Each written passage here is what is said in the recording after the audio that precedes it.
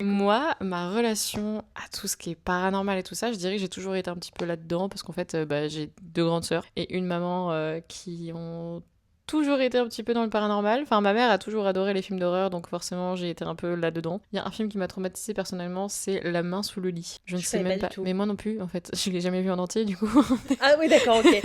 Mais en Que fait, ça se fait. juste, c'est un film qui m'a vraiment traumatisée. Je crois que c'est un navet en plus. Mes parents, je les entendais rigoler pendant qu'ils regardaient ça, mais je me souviens qu'avec ma sœur Gwendoline, ça nous a traumatisés. Et je n'ai jamais regardé ce film depuis et j'ai peur.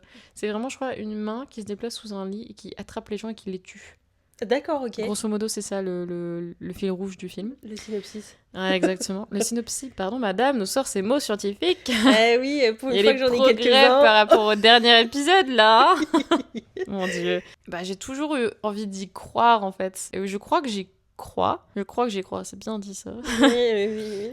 J'ai eu quelques expériences, je pense, paranormales, notamment dans la maison de mes parents. Manon peut en attester. Oui. Après, moi, je suis quelqu'un qui est vachement sensible aussi. Je pense, honnêtement, j'y crois. Je crois à tout ça. Je crois à tout ce qui est esprit, communication, avec potentiellement une entité qui reste. Si jamais quelqu'un est décédé, il y a quelque chose qui reste après. Je sais pas si c'est l'âme ou quoi que ce soit, ou même discuter avec des entités. J'ai un pendule, j'ai des cartes de tarot. Je pense que je suis assez dans le bail quand même. Ouais. J'essaie de pas prendre ça à la légère. J'essaie de beaucoup me renseigner et je regarde beaucoup de vidéos YouTube sur le paranormal, des urbex et tout ça, genre Silent Hill. Enjoy Phoenix aussi a fait ça, le grand JD. Voilà, la base. En tout cas, c'est des inspirations que j'ai. Puis Magla aussi, qui a un podcast Flip and Go Sleep.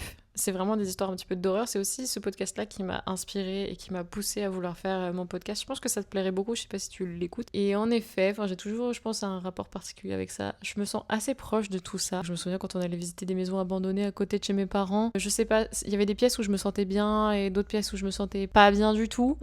Donc je fonctionne beaucoup avec le ressenti. Quand j'arrive dans un nouvel endroit ou un nouvel appartement et je me sens pas forcément bien, ou je fais brûler de la sauge blanche ou ce genre de choses pour essayer de purifier. Enfin, j'y crois beaucoup et je sais que tout le monde a une relation un petit peu particulière à tout ça, je pense. Il y en a qui n'y croient absolument pas, il y en a qui ont envie d'y croire mais qui n'ont rien expérimenté. Il y en a qui ont expérimenté mais qui n'y croient pas parce qu'ils restent très terre à terre. Oui. Bref, il y a énormément de profils.